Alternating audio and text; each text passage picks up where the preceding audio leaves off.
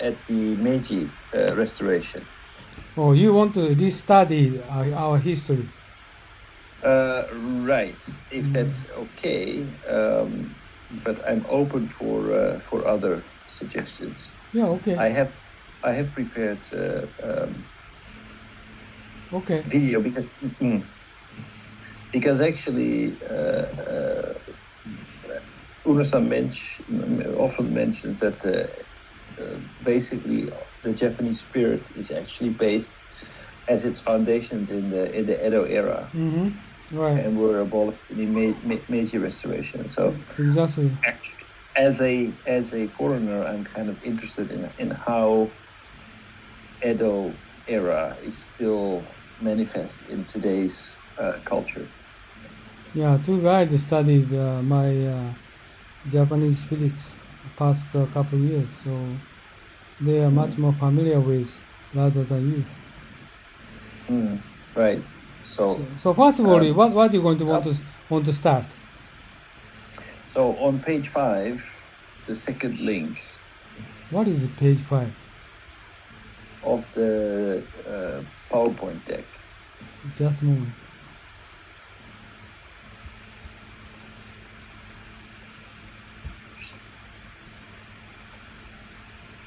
Oh? Oh, okay.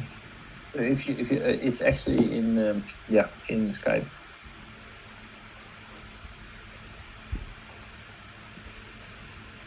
Just a moment, coming up soon. Right. Actually, you have 3. Okay, page 5. Yes. Yeah. There's a link to. Oh, your link is always very strange, presentation material. Yeah, which one? Edo-ira? Is it? Yeah. Edo-ira? Yes. This one? Why is it strange? I don't like it. Oh, really? Yeah. How come so strange video? You just pick it up. What I noticed from this video is that actually, to me, it looks like Meiji era is besides the position of the shogun is not much more than a continuation that was already starting in the Edo era, meaning that Japan was already on the way to gaining economic might, was already urbanizing, was already in the process of basically modernizing. Maybe not when compared to the Enlightenment in Europe, but how would you characterize the major differences between the Edo era and the Meiji era? I think first point, major point is Edo era is very stabilized society, and also ordinary people everybody is very equal and not big. You mean below the samurai class? Yeah, no, samurai class is not so many people, but not much inequality. Samurai class, I think some very high level ranking is they are rich, but the majority samurai is they have they don't get much money. So I think at that time Edo era, merchant is getting power. Right. But still everybody very equal people. Okay, so right. And life level, of course, famine is several times they happen past 250 years several times, but usually they are very peaceful life they spend compared with Meiji. It looks quite like the way that Western countries were organized, with like the royal class and the knights and the landlords, that and farmers, merchants, etc.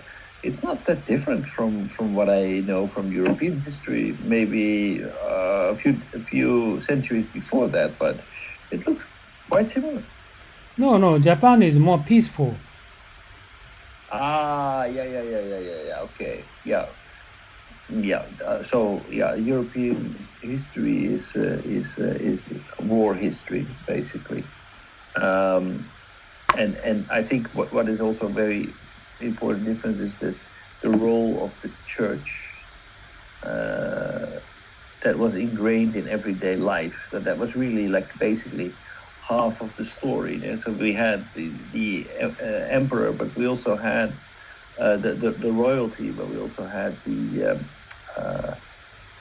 role of religion, and I feel that played less of a role in Japan.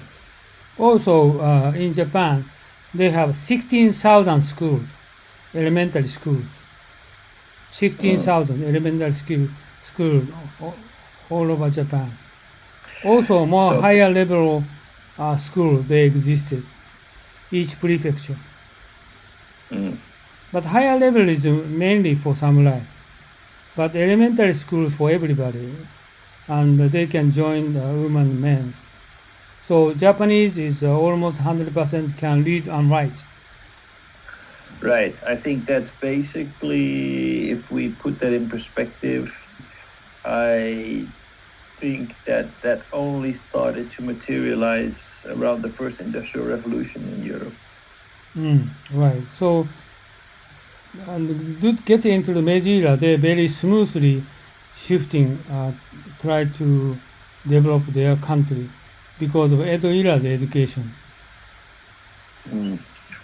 And samurai level is they Tokugawa Baku much more emphasized on to study Confucianism. So right. they recognize value and spirit and righteousness and benevolence. Ultimately replaced by Buddhism and Shintoism. No. Edo era is not Buddhist Shintoism. Buddhism. No. But today's Japan is not about Neo-Confucianism. Exactly. So at that time, talking about much more emphasis on benevolence, righteousness, and what is value, what is human behavior. So very their high level of education they had for samurai level. So they much more focus on how to live instead of money. This is basically current Japanese culture. Right, but how to live exactly? So it's I think that's a little bit of a step back, but actually, like this Neo-Confucianism is more of a guideline as exactly how to live, right?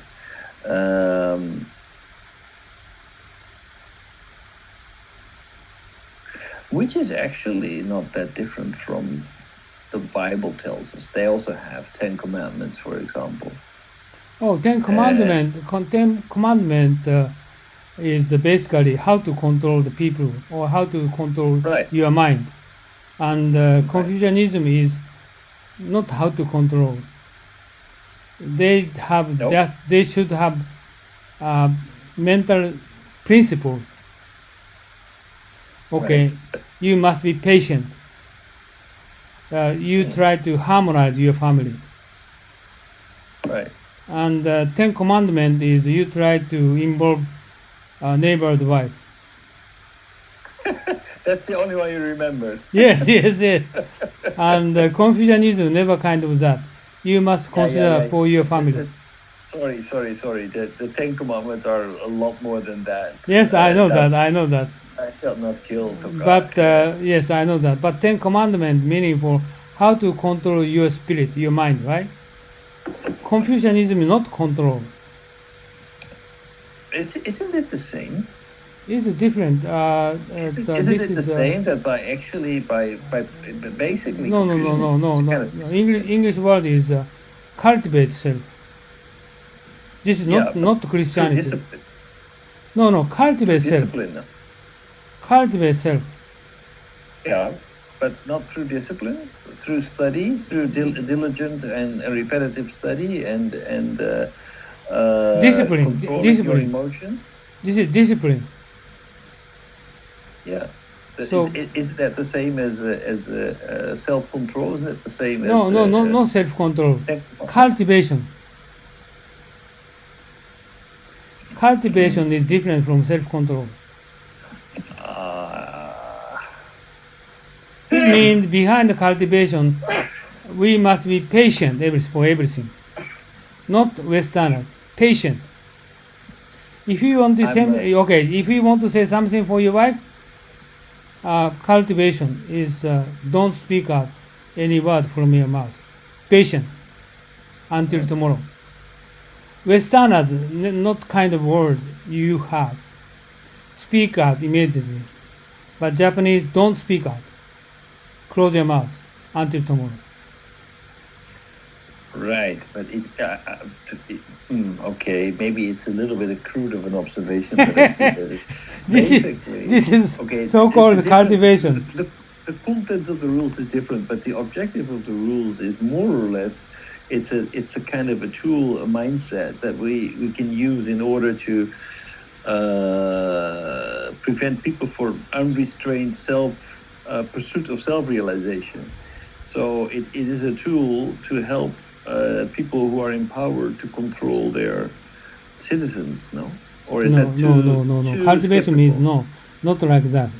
For your wife, just listen what she said. And you should say agree with her.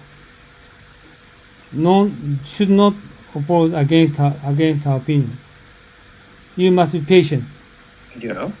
This is Confucianism. This is Japanese spirit, not like Westerners. It's a big difference. This is cultivation.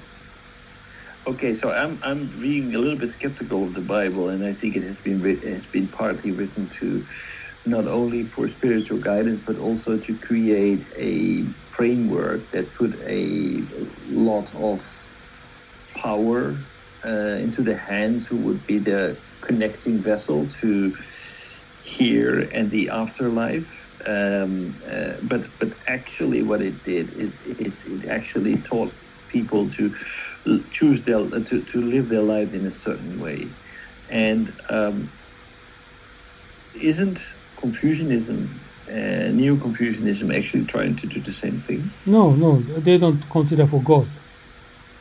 No, I understand, but they don't talk about any future. But what I'm driving at is that actually both books are kind of like a manual to how to live your life, right? Yes, so but the approach is different. Right. Yeah. No, there's no argument there. But the only thing is that why did we need to have a book, and why did we need to spread it? In order, because the spreader of the word, the conveyor of the message, can gain a certain advantage. So I can see clear parallels between the Bible and Neo-Confucianism, even though the contents of the rules is different. Big difference. Like Confucianism teach you should not get angry. You should not get enjoy. Okay, you don't move your mind. Okay, you just every time, anytime, your mindset should be calm. Okay. So this is a basic, concept, and patient. Right. But it's like, okay, translated to the Bible: do not self-indulge, show restraint. Be modest. Those are things that are in the Bible, which are not that different, in my opinion. Looks similar but completely different. But so okay, one example is Westerners speak a lot, right? You should not speak a lot.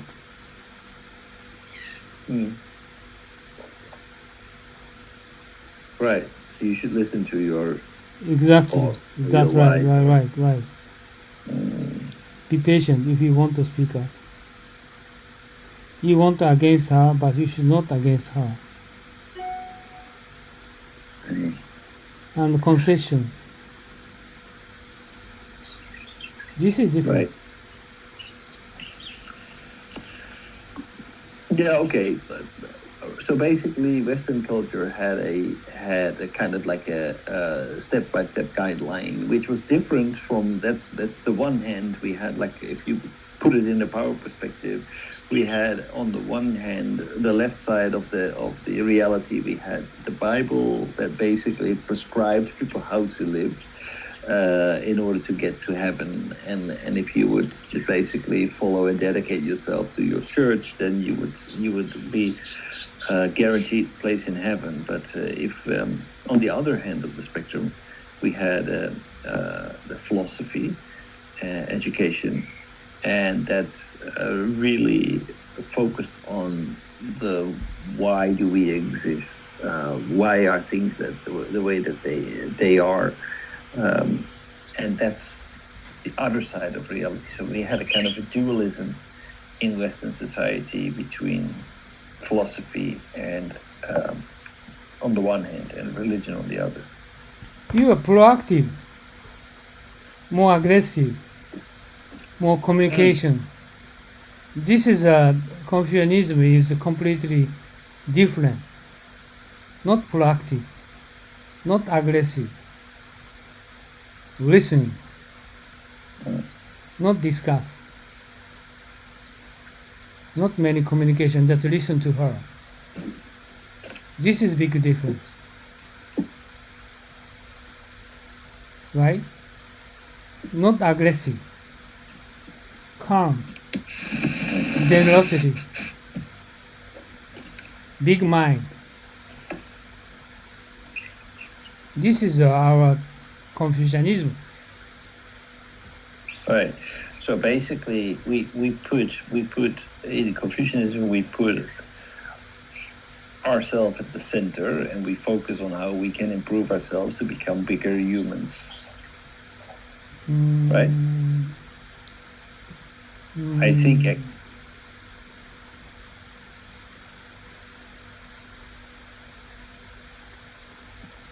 It means okay. More different way of expression is if you're going to listen any person for any person, listen. So the counterpart person is will going to believe you. The person who's listened to. Yeah. For example, I'm listening to what my wife said, and my wife, time goes by, she's going to believe me.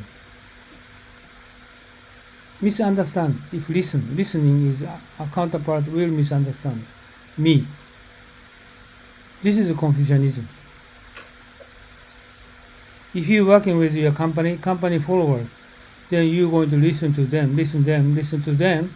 They're going to misunderstand. You understand them, even if you don't understand them. This is basic Confucianism concept. Cultivation. Cultivation is listening. Don't pushing forward your opinion. Just receiving counterpart opinion. Always listening. Then next step is they want to listen your opinion. This is a step for the cultivation. Then if you success, the followers will going to follow you. Okay, you can manage that company. You can manage the society. This is Confucianism, right? It's a very different way, right? Modest and docile preaching compared to, for example, Sun Tzu. Oh, Sun Tzu is different. Yeah, Sun Tzu is completely different. Sun Tzu is not to listen. Sun Tzu is you should not attack. Sun Tzu concept is they should not attack. You should not attack. Sun Tzu concept is always you should wait. They would fall to you. For that, you need to consider you need to prepare some trick. You need to prepare some treatment. You need to prepare some approach. They will fail or they will fall. Right. This is where Sun Tzu. Right. You should not attack.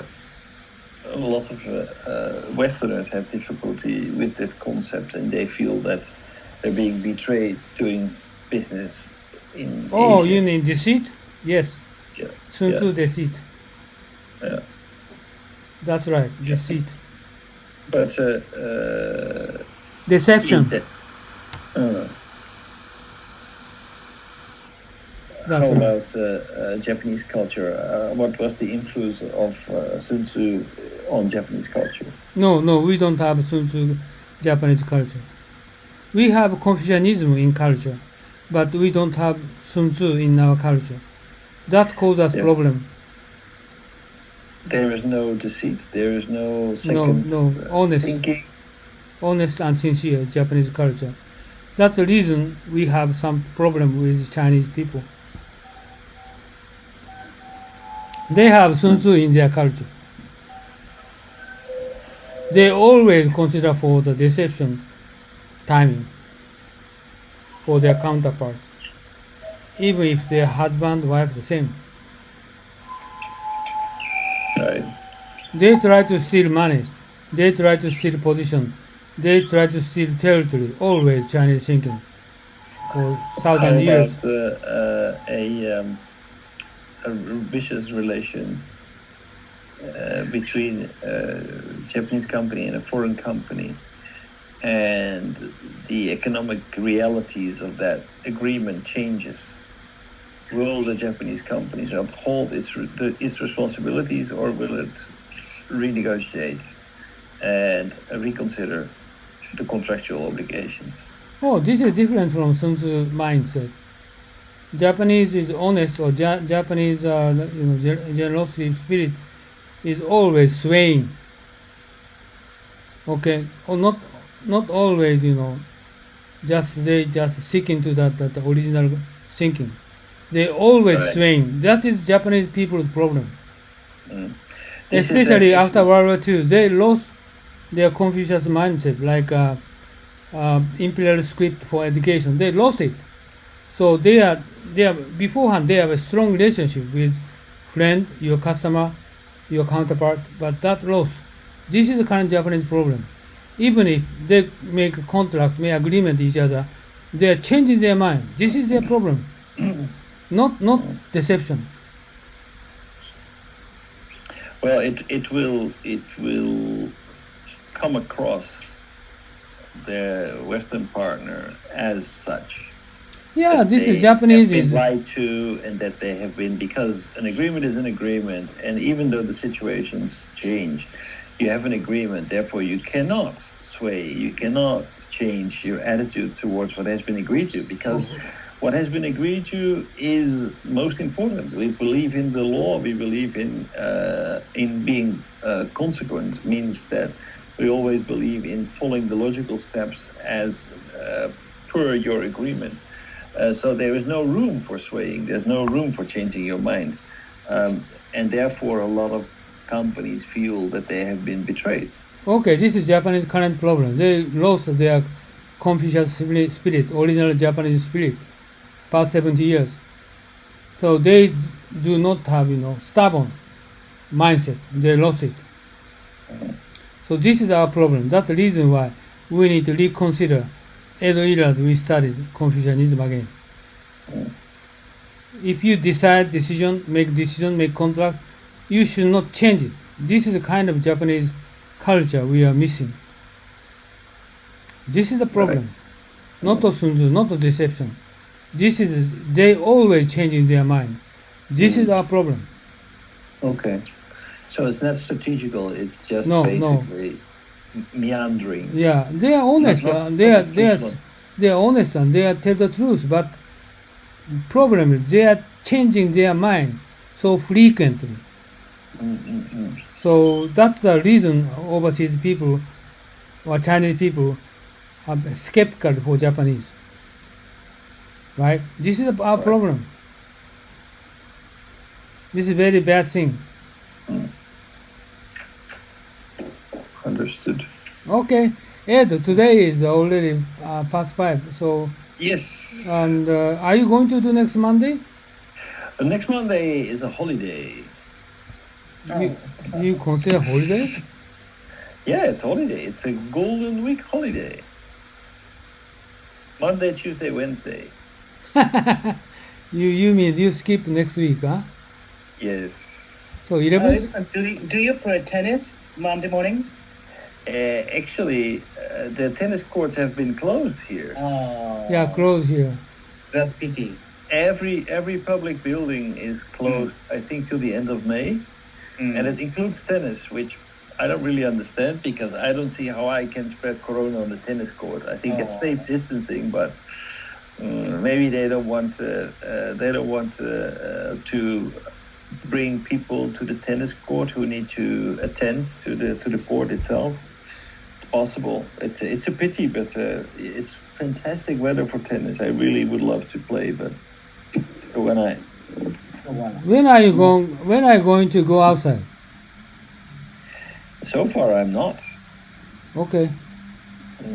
So far, I'm not. I'm still at home, and to be honest, I'm quite used to it. So I'm not in a hurry. Okay. So next Monday is just we're going to skip to 11th, right? Yes. Okay, good. All right. Oh, thank you very much for joining today. Thank you. Okay. Thank you, gentlemen. Okay. Thank you. Okay. Thank you very much. Edo MAG next time. Okay, another video you're going to show them. Yes. Yes. Thank you.